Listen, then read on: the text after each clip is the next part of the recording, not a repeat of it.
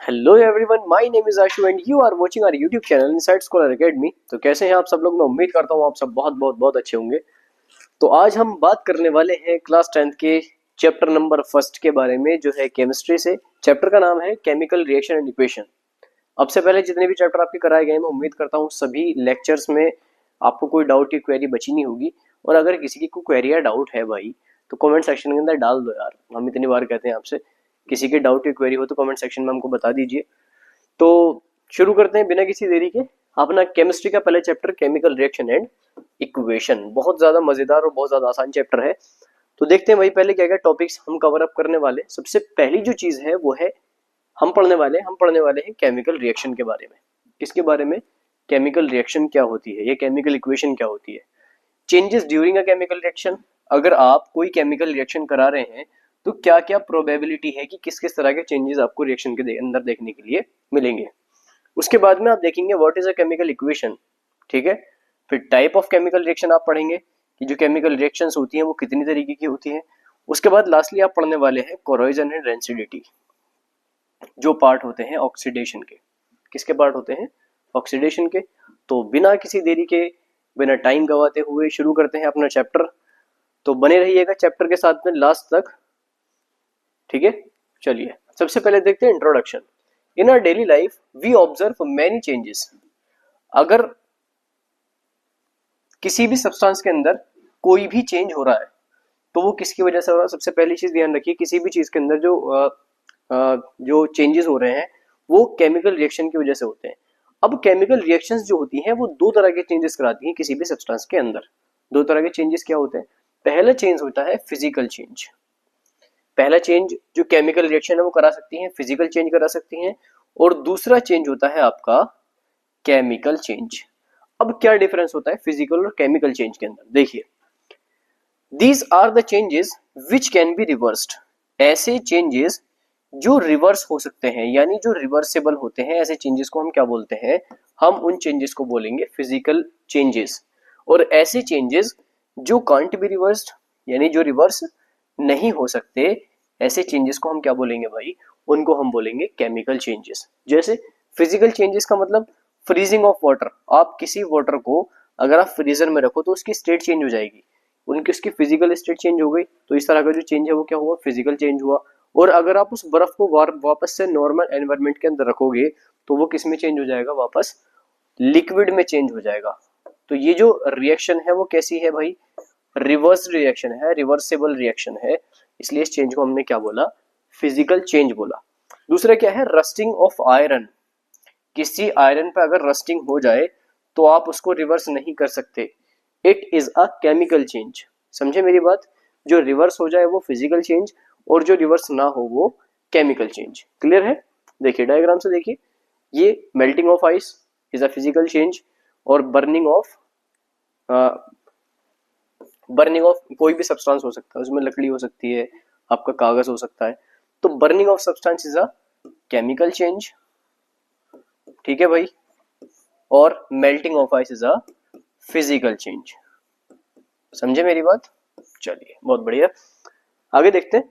Next है reactant and product. आपने किसके बारे में पढ़ा? मैंने आपको बताया था कि हम किसके बारे में पढ़ने वाले हैं। हम पढ़ने वाले हैं केमिकल रिएक्शन के बारे में। किसके बारे में? केमिकल रिएक्शन के बारे में।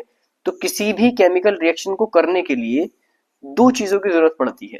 पहली चीज होती है रिएक्टेंट। क्या होती है? रिएक्टेंट होते हैं। और दूसरा होता है आपका प्रोडक्ट। क्या होता है? प्रोडक्ट। क्लियर है? किसी भी केमिकल रिएक्शन के दो मेजर पार्ट्स होते हैं, पहला होता है रिएक्टेंट और दूसरा होता है प्रोडक्ट। देखिए सबसे पहले हम बात करते हैं रिएक्टेंट की। This substance which take part in a chemical reaction. ऐसा सब्सटेंस जो किसी केमिकल रिएक्शन के अंदर पार्ट लेगा उसको हम क्या बोलेंगे? रिएक्टेंट बोलेंगे। क्या बोलेंगे? रिएक्टेंट बोलेंगे। समझे मेरी बात? ठीक है। नेक्स्ट है आपका product. The substance which are formed in a chemical reaction. जो किसी केमिकल रिएक्शन के अंदर बना है उस सब्सटेंस को हम क्या बोलेंगे? उस सब्सटेंस को हम बोलेंगे प्रोडक्ट। समझे? सब ये आपके सामने केमिकल रिएक्शन लिखी हुई है Na+H2O। इसमें जो प्रोडक्ट बना हमारा NaOH+H2। इसके रिएक्टेंट कौन है? किस किसने मिलकर ये प्रोडक्ट बनाया है, सोडियम और वाटर ने। तो ये दोनों क्या होंगे आपके, ये दोनों होंगे आपके रिएक्टेंट, क्या होंगे, रिएक्टेंट। और इन दोनों रिएक्टेंट से मिलकर जो भी आपका नया सब्सटेंस बना है उसको हम क्या बोलेंगे, प्रोडक्ट बोलेंगे। क्या बोलेंगे, प्रोडक्ट बोलेंगे। या आप कह सकते हो किसी भी रिएक्शन के लेफ्ट साइड वाला जो पोर्शन है वो सब क्या होंगे, रिएक्टेंट्स होंगे, और रिएक्शन के राइट वाले सब्सटेंस होंगे वो क्या होंगे, प्रोडक्ट होंगे। समझ गए बात यहाँ तक? चलिए बहुत बढ़िया, आगे चलते हैं। नेक्स्ट है केमिकल रिएक्शन। क्या होती है केमिकल रिएक्शन? देखिए, chemical reaction is a process in which two or more substances combine to form a new substance। क्या है केमिकल रिएक्शन? एक ऐसी प्रोसेस जिसमें दो या दो से ज्यादा सब्सटेंसेस मिलकर एक नया सब्सटेंस बनाएंगे, ऐसी रिएक्शन को क्या बोलेंगे हम, ऐसी रिएक्शन को बोलेंगे केमिकल रिएक्शन। जैसे 2H2 plus O2 arrow 2H2O। यहां पर दो रिएक्टेंट्स हैं, इन दोनों रिएक्टेंट्स ने मिलकर एक नया सब्सटेंस बनाया जिसको हमने क्या कहा, प्रोडक्ट कहा। क्या कहा, प्रोडक्ट कहा। और ये होल रिएक्शन क्या कहलाई, ये होल रिएक्शन कहलाई क्या, ये कहलाई आपकी केमिकल रिएक्शन। क्या कहलाई भाई, केमिकल रिएक्शन कहलाई। ठीक है भाई, चलिए। अब जो केमिकल रिएक्शन होती है उस केमिकल रिएक्शन से डिफरेंट काइंड ऑफ चेंजेस आ सकते हैं आपके प्रोडक्ट्स के अंदर। यानी जब रिएक्शन हो रही है तो रिएक्शन के दौरान जो प्रोडक्ट्स होंगे उसमें डिफरेंट चेंजेस आपको देखने के लिए मिल सकते हैं। अब वो चेंजेस क्या क्या होंगे, देखिए, पहला चेंज हो सकता है स्टेट का, है ना, चेंजेस इन स्टेट, यानी लिक्विड से गैस में बदल सकता है, गैस से सॉलिड में बदल सकता है ना, और सॉलिड से लिक्विड में बदल सकता है। तो किसी भी तरह का चेंज हो सकता है स्टेट के अंदर आपके प्रोडक्ट में। दूसरा क्या है, change in colour. Chemical reaction कराते दौरान जो आपका प्रोडक्ट बनेगा उसका कलर भी चेंज हो सकता है। नेक्स्ट है आपका evolution of gas. Different kind of gases release हो सकती हैं आपके केमिकल रिएक्शन के दौरान। उसके बाद में change in temperature. Change in temperature, आपके रिएक्शन का टेम्परेचर भी बदल सकता है, और फॉर्मेशन ऑफ प्रेसिपिटेट, और प्रेसिपिटेट का फॉर्मेशन भी हो सकता है। तो ये डिफरेंट काइंड ऑफ चेंजेस हो सकते हैं जब आप किसी भी केमिकल रिएक्शन को कराएंगे। समझे मेरी बात? चलिए, नेक्स्ट है केमिकल इक्वेशन। क्या है, केमिकल इक्वेशन। अभी हमने क्या पढ़ा, केमिकल रिएक्शन पढ़ा। तो केमिकल इक्वेशन क्या होती है, किसी भी केमिकल रिएक्शन का सिंबॉलिक रिप्रेजेंटेशन क्या कहलाएगा, केमिकल इक्वेशन कहलाएगा। देखिए, आपके कुछ क्वेश्चंस है, what is a chemical equation. सबसे पहला क्वेश्चन क्या है कि केमिकल इक्वेशन क्या होती है। Why do we balance chemical equation, हम किसी केमिकल इक्वेशन को बैलेंस क्यों करते हैं। और how do we balance a chemical equation, और हम किसी केमिकल इक्वेशन को बैलेंस कैसे कर सकते हैं। ये तीनों क्वेश्चन है, तीनों क्वेश्चन का आंसर हम देने वाले हैं। चलिए आगे देखते हैं। सबसे पहला क्वेश्चन है, what is a chemical equation. मैंने अभी आपको बताया, कोई भी केमिकल रिएक्शन हो उस केमिकल रिएक्शन का सिंबॉलिक रिप्रेजेंटेशन क्या कहलाएगा, केमिकल इक्वेशन कहलाएगा। देखिए, chemical equation is the symbolic representation of a chemical reaction. Chemical reaction with the help of symbols और फॉर्मूलाज। ये पूरी की पूरी क्या है भाई, एक केमिकल रिएक्शन है। क्या है, एक केमिकल रिएक्शन है। क्या है, केमिकल रिएक्शन। ठीक है, अब इस केमिकल रिएक्शन को मैंने सिंबल्स की फॉर्म में लिख दिया। अलग अलग सब्सटेंसेस हैं यहाँ पर। CH4 यानी मेथेन है। क्या है, मेथेन है, प्लस ऑक्सीजन है। ठीक है, एरो, कार्बन डाइऑक्साइड है। ठीक है, और साथ में क्या है, वाटर है। ठीक है, ये भी एक केमिकल इक्वेशन है और ये भी ये केमिकल रिएक्शन और ये केमिकल इक्वेशन है। दोनों में फर्क क्या है, हमने सब्सटेंसेस का क्या लिखा, सिंबॉलिक रिप्रेजेंटेशन लिखा। मेथेन को CH4 लिख दिया, ऑक्सीजन को O2 लिख दिया, कार्बन डाइऑक्साइड को CO2 लिख दिया और वाटर को H2O लिख दिया। तो किसी भी केमिकल रिएक्शन को सिंबल्स में लिखना क्या कहलाएगा, केमिकल इक्वेशन कहलाएगा। समझ रहे हैं बात? बहुत आसान है, बहुत आसान। किसी भी केमिकल रिएक्शन को सिंबल्स की फॉर्म में लिखना क्या कहलाएगा, केमिकल इक्वेशन कहलाएगा। समझ आ रही चीज? चलिए देखिए आगे चलते हैं। नेक्स्ट है what is the balance chemical equation. Balance chemical equation क्या होती है? ऐसी केमिकल इक्वेशन जिसमें सब्सटेंसेस के नंबर ऑफ एटम्स दोनों ही साइड में बराबर हो। दो साइड्स होती हैं केमिकल इक्वेशन की, लेफ्ट साइड होती है रिएक्टेंट वाली साइड और एक राइट साइड होती है प्रोडक्ट वाली साइड। देखिए equation in which the number of atoms in a reactant और product are same is called balance chemical equation. ऐसी केमिकल इक्वेशन जिसमें नंबर ऑफ एटम्स, जिसमें नंबर ऑफ एटम्स बराबर हो किसके? रिएक्टेंट और प्रोडक्ट के, यानी दोनों ही साइड के नंबर ऑफ एटम जो है वो इक्वल होने चाहिए। तो ऐसी केमिकल इक्वेशन को हम क्या बोलेंगे? बैलेंस केमिकल इक्वेशन बोलेंगे। कैसे बोलेंगे? देखिए आपको पता है कि H2 plus O2 combine to form H2O। क्या ये एक बैलेंस केमिकल इक्वेशन है? बताइए, नहीं है ना। यहां पर हाइड्रोजन के कितने एटम्स हैं? 2 एटम्स हैं। यहां पर ऑक्सीजन के कितने एटम्स हैं? 2 हैं। यहां पर हाइड्रोजन के कितने एटम्स हैं? 2 हैं। और यहां पर ऑक्सीजन का कितना एटम है? 1। तो हमें इक्वेशन को बैलेंस करने के लिए दोनों ही साइड के जो नंबर ऑफ एटम्स है उनको इक्वल करना पड़ेगा। अब अगर मैं इसको इक्वल करूंगा तो मैं यहां पर 2 नहीं लिख सकता। अगर मैं यहाँ पे 2 लिखूंगा तो हमारी जो रिएक्शन है वो क्या हो जाएगी? गलत हो जाएगी। तो हमको इसको बराबर करने के लिए पूरे ही ब्रैकेट के साथ में मल्टीप्लाई करनी पड़ेगी। किस तरह से? देखिए H2 plus O2 arrow 2H2O। अब ऑक्सीजन के सेम कंपाउंड हो गए 2, यानी जो एलिमेंट्स हैं ऑक्सीजन के वो कितने हो गए? 2 हो गए। यहाँ पर कितने एटम्स है? हाइड्रोजन के 2, ऑक्सीजन के 2। यहाँ पर हाइड्रोजन के 2 2 जा 4 हो गए और ऑक्सीजन के कितने हो गए? 2 हो गए। अब हमें हाइड्रोजन के 4 करने तो हम यहाँ पे मल्टीप्लाई कर सकते हैं? नहीं कर सकते। अब रिएक्शन क्या बन गया आपके? 2H2 plus O2 arrow 2H2O। अब आपकी जो ये केमिकल इक्वेशन है वो कैसी है? एक बैलेंस केमिकल इक्वेशन है, क्योंकि दोनों ही साइड के नंबर ऑफ एटम्स क्या है? इक्वल है। देखिए 2 2 जा 4, यानी हाइड्रोजन के कितने हैं? 4 है। ऑक्सीजन के कितने? 2, 2 2 जा 4, हाइड्रोजन के 4 और ऑक्सीजन के 2। समझे? तो रिएक्टेंट और प्रोडक्ट के जो नंबर ऑफ एटम्स है वो इक्वल है, और ऐसी कंडीशन जब दोनों ही साइड के नंबर ऑफ एटम्स इक्वल हो जाए तो उस केमिकल इक्वेशन को हम क्या बोलेंगे? उस केमिकल इक्वेशन को बोला जाएगा बैलेंस केमिकल इक्वेशन। समझ गए मेरी बात? चलिए आगे देखते हैं। Why do we need to balance a chemical equation. हमें केमिकल इक्वेशन को बैलेंस करने की जरूरत क्यों पड़ती है? क्यों पड़ती है भाई? एक लॉ है, लॉ ऑफ कंजर्वेशन ऑफ मास। उसके अकॉर्डिंग हमें साइंटिस्ट ने बताया है कि हम किसी भी सब्सटेंसेस के मास को ना तो डिस्ट्रॉय कर सकते हैं और ना ही क्रिएट कर सकते हैं, बस उसको एक फॉर्म से दूसरे फॉर्म में कन्वर्ट कर सकते हैं।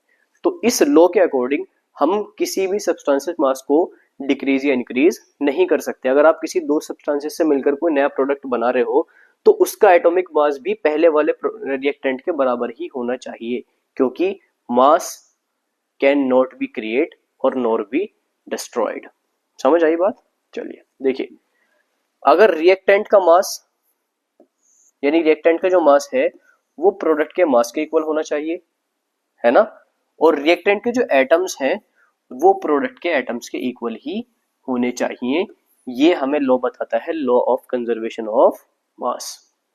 समझ गए बात? चलिए आगे देखते हैं how to balance a chemical equation.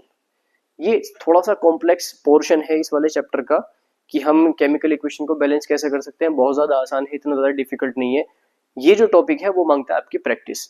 अगर आप लोगों की प्रैक्टिस अच्छी है तो आप इजीली इन रिएक्शन को बैलेंस कर सकते हो। देखिए जैसे रिएक्शन है आपकी Fe plus H2O arrow Fe3O4 plus H2। देखिए क्या थी, मैं यहां पर लिख के बताता हूं आपको। Fe plus H2O, Fe plus H2O arrow Fe3O4 Fe3O4 plus H2। अब ध्यान से समझना भाई, यहां पर आयरन के कितने एटम्स हैं, एक, हाइड्रोजन के कितने हैं 2 और ऑक्सीजन का कितना है 1। यहाँ पर आयरन के कितने हैं 3, ऑक्सीजन के कितने हैं 4 और हाइड्रोजन के कितने हैं 2। अब हमें दोनों तरफ से मल्टीप्लाई करनी पड़ेगी। एक रूल है यहाँ पर, अगर कोई कंपाउंड यहाँ पर बना हुआ है, सपोज कीजिए H2O है, तो आप किसी भी एलिमेंट के साथ में इस तरह से मल्टीप्लाई नहीं कर सकते। जैसे आपने H2 लिखा और यहाँ पर O2 लिख दिया, तो यहाँ पर नहीं लिख सकते। आपको अगर ऑक्सीजन के 2 एटम्स बनाने हैं तो आपको होल ब्रैकेट के साथ में ही मल्टीप्लाई करनी पड़ेगी। ठीक है, ये रूल है, इसको याद रखना। बहुत आसान है, बाकी कुछ नहीं करना, बस आपको एक एक एलिमेंट देखना है और उसके नंबर ऑफ एटम्स को इक्वल करते जाना है। सबसे पहला एलिमेंट कौन है हमारा, Fe plus H2O arrow Fe3O4 plus H2। अब Fe के कितने यहाँ पर 3, यहाँ पर कितना है 1, तो मैं यहाँ 3 से मल्टीप्लाई कर सकता हूँ, 3Fe हो गए, Fe के इक्वल हो गए, यहाँ भी इक्वल हो गए। ठीक है, अब दूसरा कौन सा है हमारा, दूसरा है O4। ऑक्सीजन के कितने हैं 4, यहाँ पर ऑक्सीजन का कितना है 1। तो मैंने अभी क्या बताया, पूरे ही ब्रैकेट के साथ में मल्टीप्लाई आपको करनी पड़ेगी। तो आपकी रिएक्शन क्या बनेगी 3Fe प्लस, अगर हमें 4 करने यहाँ पे तो कितने से मल्टीप्लाई करूंगा मैं, 4 से करूंगा, 4H2O arrow Fe3O4 plus H2। ठीक है, अब आयरन के 3 हो गए, यहाँ पर आयरन के 3 है, ऑक्सीजन के 4 हो गए। ठीक है, लेकिन हाइड्रोजन के कितने हो गए, 4 2 8 और यहाँ पर हाइड्रोजन के कितने हैं 2, तो यहाँ पे मैं 4 से मल्टीप्लाई कर सकता हूँ, 4 2 8। अब अगर आप देखो ये जो रिएक्शन है वो कैसी रिएक्शन है, बैलेंस केमिकल इक्वेशन है। कैसी इक्वेशन है भाई, बैलेंस केमिकल इक्वेशन है, क्योंकि दोनों साइड के नंबर ऑफ एटम्स क्या हो गए हैं, इक्वल हो गए हैं। ये तरीका है किसी भी रिएक्शन को बैलेंस करने का। जितनी ज्यादा आप रिएक्शन को प्रैक्टिस करोगे उतनी ही आसानी से आपको ये चीजें समझ आने लगेंगी। ठीक है, तो लेक्चर हमारा छोटा है इसलिए हम ज्यादा आपके एग्जांपल्स हम करा नहीं सकते। अगर किसी को कोई रिएक्शन बैलेंस नहीं हो रही प्रैक्टिस करते टाइम, तो वो कमेंट सेक्शन में हमको रिएक्शन डाल सकता है, हम बैलेंस करा के या उस पर कोई पर्टिकुलर वीडियो बना के हम डाल देंगे। ठीक है भाई, चलिए आगे देखते हैं। अब बात करते हैं टाइप्स ऑफ केमिकल रिएक्शन की। अब ये जो हमारी केमिकल रिएक्शंस होती हैं वो बेसिकली 6 टाइप्स की होती हैं। पहली होती है कॉम्बिनेशन, दूसरी decomposition, displacement reaction, double displacement reaction, oxidation and reduction, और लास्ट होता है एंडोथर्मिक और एक्सोथर्मिक रिएक्शन। सभी को देखेंगे वन बाय वन। देखिए, सबसे पहली जो रिएक्शन है हमारी कॉम्बिनेशन रिएक्शन है। ठीक है, क्या है combination, the reaction in which 2 और more reactant combine to form a single product. नाम से पता चल रहा है कॉम्बिनेशन यानी कंबाइन होना। जब 2 या 2 से ज्यादा रिएक्टेंट आपस में कंबाइन होकर कोई नया प्रोडक्ट बना रहे हैं, सिंगल प्रोडक्ट बना रहे हैं, तो ऐसी जो केमिकल इक्वेशन होगी, रिएक्शन होगी, वो क्या कहलाएगी, कॉम्बिनेशन रिएक्शन कहलाएगी। जैसे H2 plus O2 arrow H2O है ना, hydrogen plus oxygen combine to form water, combine to form water. तो ये रिएक्शन कैसी है भाई, कॉम्बिनेशन रिएक्शन है। इसमें 2 रिएक्टेंट मिलकर एक नया प्रोडक्ट बना रहे हैं। आगे देखिए, carbon plus oxygen combine to form carbon dioxide. 2 reactant है, दोनों रिएक्टेंट आपस में जुड़े और नया प्रोडक्ट बना दिया, क्या, CO2। तो ये रिएक्शन कैसी होगी, एक कॉम्बिनेशन रिएक्शन होगी। अगली जो आपकी रिएक्शन है, अगली रिएक्शन है डिकम्पोजिशन रिएक्शन। डिकम्पोज का मतलब होता है टूटना, है ना, यानी कोई भी एक सिंगल प्रोडक्ट होगा, एक सिंगल रिएक्टेंट होगा, वो अलग अलग प्रोडक्ट में टूट जाएगा। डिकम्पोज यानी टूटना। जैसे आपकी कॉम्बिनेशन रिएक्शन हुई थी, अलग अलग रिएक्टेंट से एक नया प्रोडक्ट बना था, यहाँ पर बिल्कुल उल्टी है। यहाँ पर रिएक्टेंट एक होगा और उससे अलग अलग प्रोडक्ट बनेंगे। देखिए, the reaction in which a single reactant, in which a single reactant break down to form 2 or more product, break down to form 2 or more product is known as decomposition reaction। ठीक है भाई, चलिए अब आप सभी को पता है अगर किसी सब्सटेंस का डिकम्पोजिशन हो रहा है, किसी सब्सटेंस का अगर डिकम्पोजिशन हो रहा है तो वो किसी न किसी एनर्जी के साथ होगा। तो डिफरेंट काइंड ऑफ एनर्जीज हो सकती है जो डिकम्पोजिशन करा रही है। सबसे पहली एनर्जी हो सकती है थर्मल एनर्जी, दूसरी हो सकती है इलेक्ट्रोलाइटिक एनर्जी और तीसरी होती है फोटोलाइटिक एनर्जी। उसी के अकॉर्डिंग जो हमारे डिकम्पोजिशन है वो डिफरेंट डिफरेंट हो सकता है। अगर किसी भी रिएक्शन के अंदर हम हीट दे रहे हैं, यानी हीट देकर सब्सटेंसेस को तोड़ रहे हैं, तो इस तरह का जो डिकम्पोजिशन होगा वो कैसा होगा, वो होगा आपका थर्मल डिकम्पोजिशन। समझे? अगर किसी सब्सटेंस को इलेक्ट्रिसिटी के थ्रू तोड़ा जा रहा है, किसके थ्रू तोड़ा जा रहा है, इलेक्ट्रिसिटी के थ्रू तोड़ा जा रहा है, तो इस तरह का जो डिकम्पोजिशन होगा भाई वो होगा इलेक्ट्रोलाइटिक डिकम्पोजिशन। समझ गए मेरी बात? अगर हीट के थ्रू हो रहा है तो थर्मल डिकम्पोजिशन, अगर इलेक्ट्रिसिटी के थ्रू हो रहा है तो इलेक्ट्रोलाइटिक डिकम्पोजिशन। उसके बाद में अगर सनलाइट के थ्रू हो रहा है, अगर सनलाइट के थ्रू हो रहा है तो उसको हम बोलेंगे फोटोलाइटिक डिकम्पोजिशन। समझ गए? अभी मैंने आपको क्या बताया, कोई भी सब्सटेंस अगर दो पार्ट में टूट रहा है, एक पार्ट से दो पार्ट में टूट रहा है, तो उसको तोड़ने के लिए different different kind of energies की जरूरत पड़ेगी, और उन एनर्जी के बेस पर हमारी जो डिकम्पोजिशन रिएक्शन होती है वो तीन तरीके की होती है, थर्मल, इलेक्ट्रोलाइटिक और फोटोलाइटिक। अगर हीट के थ्रू टूट रहा है तो थर्मल होगी, अगर इलेक्ट्रिसिटी के थ्रू टूट रहा है तो इलेक्ट्रोलाइटिक होगी, और अगर सनलाइट के थ्रू टूट रहा है तो फोटोलाइटिक डिकम्पोजिशन होगी। समझ गए मेरी बात? चलिए रिएक्शन से समझिए। देखिए सबसे पहला जो थर्मल डिकम्पोजिशन है किसके थ्रू होगा, ये समझिए, बाई हीट होगा, जिसमें CaCO3 टूट जाता है CaO प्लस CO2 में। ठीक है, किसके थ्रू टूट रहा है, हीट के थ्रू। किसके थ्रू भाई, हीट के थ्रू। समझ गए? तो ये रिएक्शन कौन सी होगी, थर्मल डिकम्पोजिशन होगी, बस इतना याद रखना। नेक्स्ट है आपका इलेक्ट्रोलाइटिक डिकम्पोजिशन, जो किसके थ्रू होगा, जो होगा इलेक्ट्रिसिटी के थ्रू। अगर आप वाटर में इलेक्ट्रिसिटी फ्लो कराओ तो वो हाइड्रोजन और ऑक्सीजन में ब्रेकआउट हो जाएगी, तो इस तरह की रिएक्शन क्या कहलाएगी, इलेक्ट्रोलाइटिक डिकम्पोजिशन कहलाएगी। ठीक है, अगला है आपको फोटोलाइटिक। किसके थ्रू हो रहा है, लाइट एनर्जी है सनलाइट के थ्रू। ठीक है, किसके थ्रू हो रहा है, सनलाइट के थ्रू। अगर आप AgCl सिल्वर क्लोराइड को धूप में रखोगे तो वो किस में टूट जाएगा, सिल्वर प्लस क्लोरीन में टूट जाएगा, और ये जो डिकम्पोजिशन हुआ है वो किसके थ्रू हुआ है, लाइट एनर्जी यानी सनलाइट के थ्रू। किसके थ्रू, सनलाइट के थ्रू। तो इसलिए ये वाला डिकम्पोजिशन क्या कहलाएगा, ये डिकम्पोजिशन कहलाएगा फोटोलाइटिक डिकम्पोजिशन। समझ गए मेरी बात? Very good. एक एग्जांपल और है जो हमारी फोटोसिंथेसिस होती है, वो जो फोटोसिंथेसिस है वो भी किसका एग्जांपल होता है, वो भी होता है फोटोलाइटिक डिकम्पोजिशन का। समझ गए? चलिए बहुत बढ़िया, आगे चलते हैं। Displacement reaction. कौन सी रिएक्शन, डिस्प्लेसमेंट रिएक्शन। डिस्प्लेसमेंट क्या है, आपने देखा है कि जो ज्यादा रिएक्टिव चीजें होंगी, हमारे जो माशरा है, जो हमारी दुनिया है, उसके अंदर ये चीजें होती हैं कि जो ज्यादा ताकतवर इंसान होगा वो कम ताकतवर को दबाएगा। तो वही सेम चीज हमारी रिएक्शंस के अंदर भी होती है, जो ज्यादा रिएक्टिव एलिमेंट होगा वो कम रिएक्टिव एलिमेंट को उसकी जगह से हटा देगा। तो ऐसी रिएक्शन क्या कहलाएगी, डिस्प्लेसमेंट रिएक्शन कहलाएगी। देखिए, the equation in which more reactive element displace less reactive substances या एलिमेंट्स, डिस्प्लेस कर देता है लेस रिएक्टिव एलिमेंट को, और ऐसी रिएक्शन क्या कहलाती है, डिस्प्लेसमेंट रिएक्शन कहलाती है। समझ गए? ऐसी रिएक्शन जिसमें ज्यादा रिएक्टिव एलिमेंट खुद से कम रिएक्टिव एलिमेंट को उसकी जगह से हटा दे और खुद उसकी जगह ले ले, तो ऐसी रिएक्शन क्या कहलाएगी, डिस्प्लेसमेंट रिएक्शन कहलाएगी। रिएक्शन देखिए, Zn प्लस CuSO4, यहां पर Zn क्या है, हाईली रिएक्टिव है। कैसा है, हाईली रिएक्टिव। हाईली रिएक्टिव है किसके मुकाबले, कॉपर के मुकाबले। तो ये अगली रिएक्शन में क्या बना लेगा, ZnSO4 बना लेगा और कॉपर को क्या कर देगा, बाहर निकाल देगा।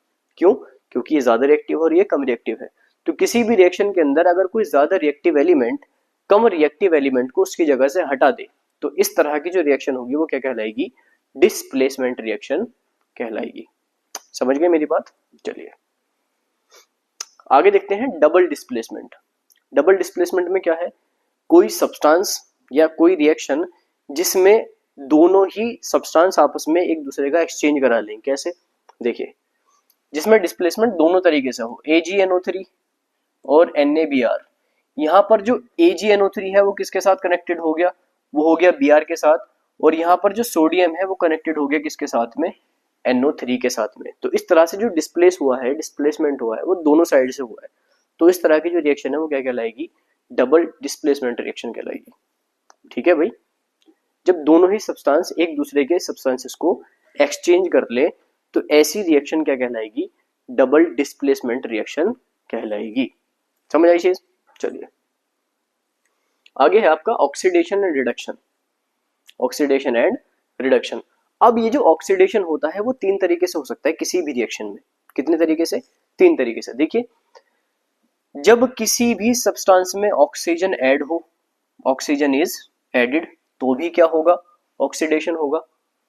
अगर किसी सब्सटेंस से हाइड्रोजन रिमूव हो, हाइड्रोजन इज रिमूव, तो भी क्या होगा, तो भी ऑक्सीडेशन होगा। और अगर किसी रिएक्शन में इलेक्ट्रॉन का लॉस हो तो भी क्या होगा भाई, तो भी ऑक्सीडेशन होगा। तीनों बात याद रखना, ऑक्सीजन जुड़ेगा तो भी ऑक्सीडेशन है, हाइड्रोजन रिमूव होगा तो भी ऑक्सीडेशन है, और इलेक्ट्रॉन का लॉस होगा तो भी ऑक्सीडेशन है। समझे, रिएक्शन से समझिए। Cu+O2, कॉपर के साथ कौन ऐड हो गया, ऑक्सीजन ऐड हो गया, तो क्या बनाया, Cu यानी कॉपर ऑक्साइड बनाया। जो रिएक्शन कैसी है, ऑक्सीडेशन है। क्यों है ऑक्सीडेशन, क्योंकि कॉपर के साथ कौन ऐड हुआ है, कौन ऐड हुआ है, ऑक्सीजन ऐड हुआ है। ठीक है। नेक्स्ट है आपका H2S+O2, H2S+O2। यहां पर क्या हुआ भाई, यहां पर जो हाइड्रोजन है वो रिमूव हुआ है रिएक्शन से। नेक्स्ट आपका क्या है, Zn+++2 इलेक्ट्रॉन, तो यहां पर इलेक्ट्रॉन का क्या हुआ है, लॉस हुआ है। यहां पर क्या हुआ है, इलेक्ट्रॉन का लॉस हुआ है, तो भी क्या होगा, ऑक्सीडेशन ही होगा। क्या होगा, ऑक्सीडेशन ही होगा। ठीक है, ऑक्सीजन जुड़ रहा है तो ऑक्सीडेशन, हाइड्रोजन रिमूव हो रहा है तो ऑक्सीडेशन, और इलेक्ट्रॉन का लॉस हो रहा है तो ऑक्सीडेशन। तीनों बातें समझ गए। चलिए अब देखते हैं रिडक्शन के बारे में। रिडक्शन बिल्कुल इसका उल्टा है। पिछले वाले में क्या था, ऑक्सीजन ऐड हुआ था, यहां पर क्या होगा, ऑक्सीजन रिमूव होगा। अगर ऑक्सीजन रिमूव हो रहा है तो रिडक्शन है, अगर हाइड्रोजन ऐड हो रहा है तो भी क्या है, रिडक्शन है, और अगर कोई इलेक्ट्रॉन गेन हो रहा है तो भी क्या है, आपका रिडक्शन है।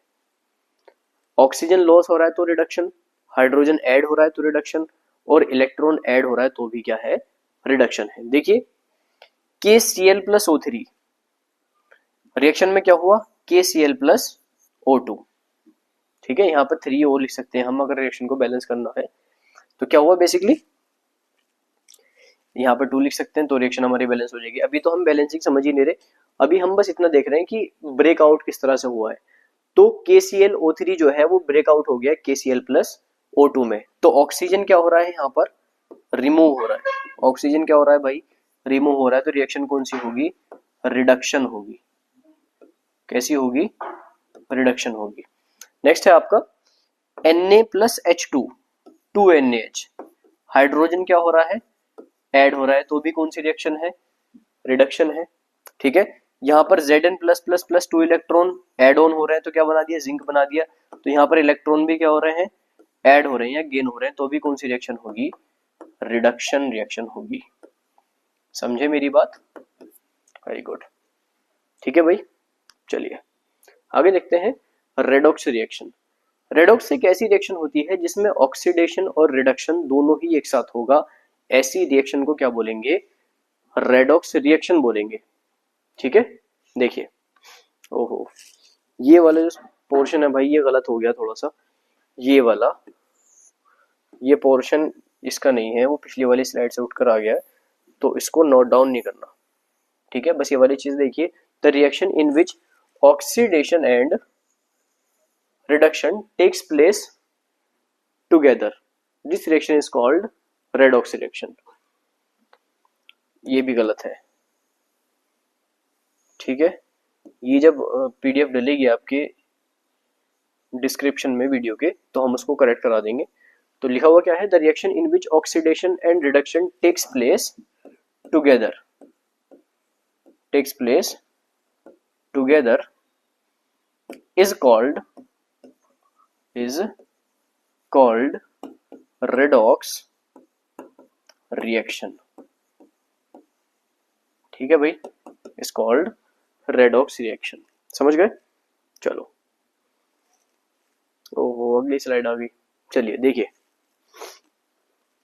इसमें क्या हो रहा है, रिएक्शन से समझिए, मैंने अभी आपको बता दी कि रेडॉक्स रिएक्शन जो है उसमें ऑक्सीडेशन और रिडक्शन दोनों ही एक साथ होंगे। कैसे होंगे देखिए, CuO plus H2, CuO plus H2, यहाँ पर कॉपर से क्या रिमूव हो रहा है, ऑक्सीजन रिमूव हो रहा है, एड ऑन हो रहा है किसके साथ में, हाइड्रोजन के साथ में, किसके साथ में, हाइड्रोजन के साथ में। तो ऑक्सीडेशन हो रहा है, क्या हो रहा है भाई, ओ सॉरी, ऑक्सीजन रिमूव हो रहा है ना, तो रिडक्शन हो रहा है, क्या हो रहा है, रिडक्शन। और हाइड्रोजन के साथ में क्या ऐड हो रहा है, ऑक्सीजन ऐड हो रहा है, तो यहाँ पर क्या हो रहा है, ऑक्सीडेशन हो रहा है, क्या हो रहा है भाई, ऑक्सीडेशन हो रहा है। कॉपर के साथ से रिमूव हो रहा है, removing of oxygen is called reduction, और किसके साथ में जाके जुड़ रहा है, हाइड्रोजन के साथ में जुड़ रहा है, तो adding of oxygen is called oxidation. तो एक ही रिएक्शन में दोनों ही चीजें एक साथ हो रही है, रिडक्शन और ऑक्सीडेशन। तो ये जो प्रोसेस होगी वो कंबाइनली क्या कहलाएगी, वो कहलाएगी रेडॉक्स रिएक्शन। क्या कहलाएगी, रेडॉक्स रिएक्शन। हमने भी पढ़ा था ऐसी रिएक्शन जिसमें ऑक्सीडेशन और रिडक्शन दोनों एक ही साथ होंगे, ऐसी रिएक्शन को क्या बोलेंगे, रेडॉक्स रिएक्शन बोलेंगे। समझ गए बात, चलिए आगे देखते हैं। नेक्स्ट है आपका एंडोथर्मिक और एक्सोथर्मिक रिएक्शन। नाम से पता चल रहा है, देखिए एक्सो यानी आउटसाइड, एक्सो यानी आउटसाइड, एंडो यानी इनसाइड, एंडो यानी इनसाइड। ऐसी कोई भी केमिकल रिएक्शन जिसमें जो एनर्जी, जो हीट है वो बाहर निकले, रिएक्शन से बाहर निकले, तो ऐसी रिएक्शन को क्या बोलेंगे, एक्सोथर्मिक। और जिसमें, जिस रिएक्शन के अंदर जो हीट है वो रिएक्शन के अंदर आए, उस रिएक्शन को क्या बोलेंगे, एंडोथर्मिक रिएक्शन बोलेंगे। जैसे CH plus O2, CO2 plus 2H2, और हमारी हीट क्या हो रही है, यहाँ से रिमूव हो रही है, तो हमारी जो रिएक्शन होगी वो क्या होगी, वो होगी एक्सोथर्मिक रिएक्शन। क्या होगी, एक्सोथर्मिक रिएक्शन। समझे मेरी बात। ऐसी कोई भी रिएक्शन जिसको कराने पर हमारी हीट जो है वो क्या हो जाए, रिएक्शन से रिमूव हो जाए, ऐसी जो रिएक्शन है वो क्या कहलाएगी, एक्सोथर्मिक रिएक्शन कहलाएगी। समझ गए, चलिए। जैसे बर्निंग ऑफ नेचुरल गैस, भाई हीट रिमूव होती है ना। चलिए आगे देखते हैं एंडोथर्मिक। ऐसी रिएक्शन जिसमें एब्जॉर्प्शन हो किसका, हीट का, जिसमें हीट का एब्जॉर्प्शन हो, यानी हीट जो है वो रिएक्शन के अंदर आए, ऐसी रिएक्शन क्या कहलाएगी, ऐसी रिएक्शन कहलाएगी आपकी एंडोथर्मिक रिएक्शन। जैसे HgO प्लस हीट, यानी अगर आप मर्क्यूरिक और ऑक्साइड को अगर आप हीट दो तो वो कन्वर्ट हो जाता है मर्क्यूरी प्लस ऑक्सीजन में, Hg और O2 में, ठीक है। तो इस रिएक्शन को कराने में हीट जो है वो रिएक्शन के अंदर आई, यानी एब्जॉर्ब की गई है, तो इसलिए ये रिएक्शन क्या कहलाएगी, ये रिएक्शन कहलाएगी आपकी एंडोथर्मिक रिएक्शन, एंडोथर्मिक रिएक्शन। और एंडोथर्मिक रिएक्शन का एक अच्छा एग्जांपल फोटोसिंथेसिस भी है। आपने सुना होगा कि जो प्लांट होते हैं वो सनलाइट को एब्जॉर्ब करके अपने फूड का प्रोडक्शन करते हैं। तो ऐसी कंडीशन में क्या हो रहा है, हीट को एब्जॉर्ब किया जा रहा है। तो जहां पर हीट का एब्जॉर्प्शन होगा वो कौन सी रिएक्शन होगी, वो होगी आपकी एंडोथर्मिक रिएक्शन। समझे मेरी बात, चलिए बहुत बढ़िया।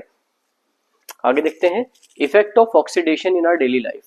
अब हमारी डेली लाइफ जो होती है उसमें ऑक्सीडेशन के डिफरेंट हमें नुकसान देखने के लिए मिलते हैं। जैसे सबसे पहला जो नुकसान है वो मेटल्स के ऊपर होता है, नॉन लिविंग थिंग्स होती हैं बहुत सारी, और बेसिकली किसके ऊपर होता है, मेटल्स के ऊपर, इसको हम बोलते हैं कोरोजन। देखिए the phenomena due to which metals are slowly eaten away by the reaction of air, water and other chemicals present in atmosphere is called corrosion। क्या है corrosion?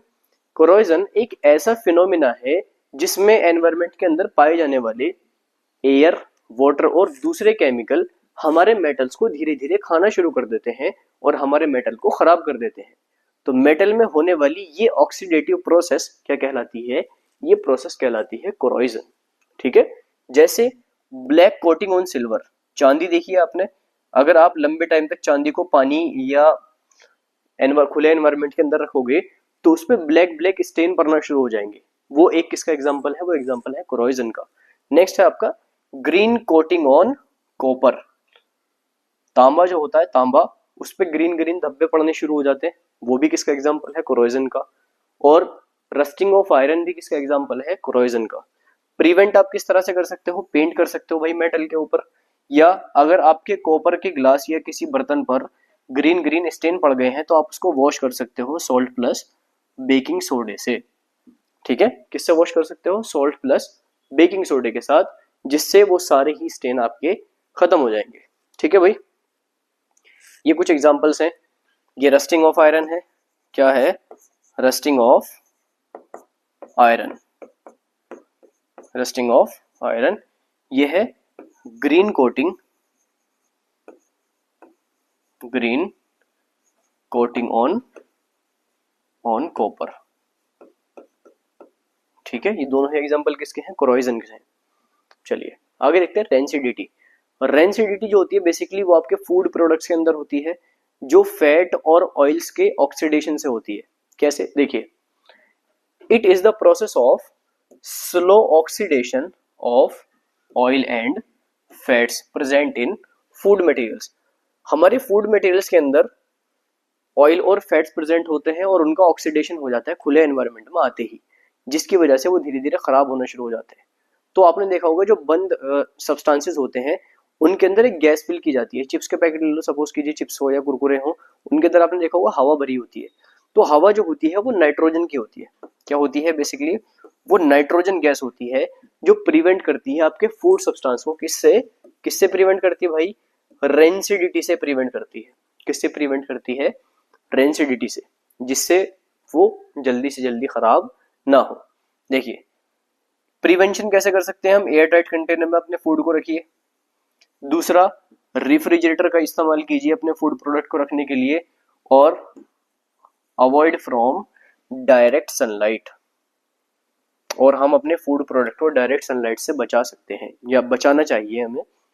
बहुत सारे फूड सब्सटेंसेस ऐसे होते हैं जिन पर लिखा हुआ होता है पीछे की तरफ अवॉइड फ्रॉम डायरेक्ट सनलाइट, है ना। अभी मैंने आपको क्या बताया था, रिएक्शन होगी, कौन सी होगी, थर्मल डिकम्पोजिशन। कौन सी होगी भाई, थर्मल डिकम्पोजिशन। नहीं, थर्मल क्यों होगी भाई, फोटोलाइटिक। सनलाइट से कौन सी होती है, फोटोलाइटिक डिकम्पोजिशन। कौन सी होगी, फोटोलाइटिक डिकम्पोजिशन होगा, जिसकी वजह से आपका जो फूड प्रोडक्ट है वो खराब होना शुरू हो जाएगा और किसका शिकार हो जाएगा, रेंसिडिटी का शिकार हो जाएगा। तो इन चीजों से बचने के लिए हमें different different kind of precautions लेने पड़ते हैं, जिसकी वजह से हम अपने खाने को खराब होने से बचा सकते हैं। ठीक है भाई, चलिए आज का चैप्टर खत्म होता है इसी के साथ में। और चैप्टर के अंदर किसी को कोई डाउट या क्वेरी हो तो हमको कमेंट सेक्शन में बता सकता है। और अगर कोई बच्चा ये चाहता है कि भाई हमको बिल्कुल डिटेल में समझाया जाए how to balance a chemical equation, तो आप हमें कमेंट सेक्शन में बता देना, हम एक डिफरेंट वीडियो इसके ऊपर लेकर आएंगे। ठीक है, तो इस चैप्टर से रिलेटेड अगर किसी को कोई डाउट है तो वो हमको बता सकता है कमेंट सेक्शन के अंदर। क्लियर है भाई, चलिए मिलते हैं अगले लेक्चर में। वीडियो को लाइक कीजिए, चैनल को सब्सक्राइब कीजिए और वीडियो को ज़्यादा से ज़्यादा शेयर कीजिए। तब तक के लिए अल्लाह हाफिज़।